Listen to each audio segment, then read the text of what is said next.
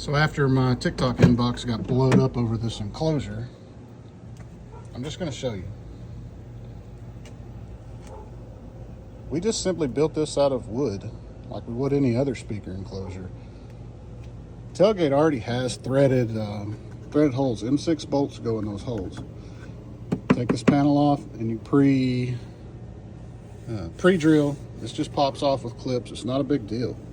You look behind there, we use 13 millimeter outside diameter spacers, 8 millimeter inside diameter. I got it off of Amazon, cut it down to the size I need. Now on the bottom, because of where the bottom of the box was,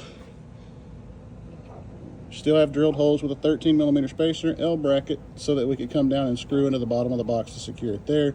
The L bracket was a little longer than I wanted it, and I didn't feel like trimming it, so I just used a little bit more 13 millimeter spacer to get it to the height I needed. This box is 0.95 cubes, so you could go a little bit deeper. You could use a lot of different subwoofers. Doesn't have to necessarily be a shallow mount.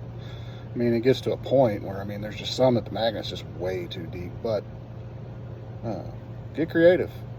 0.95 cubes, you could get a little bit more if you built it that way. You could be creative and put a couple of 6.5s ported. You could run an 8 ported in that amount of space.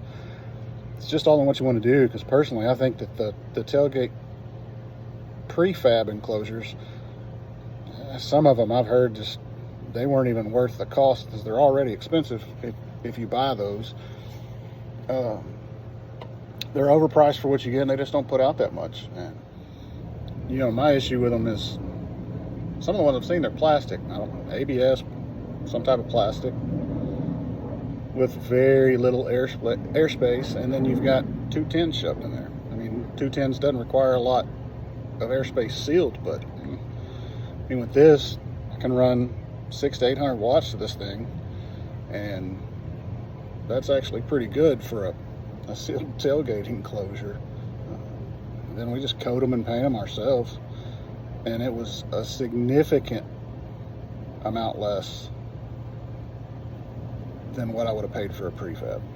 And I'm not saying don't buy prefabs, but you could do pretty much anything you want if you got some tools and a little bit of skill.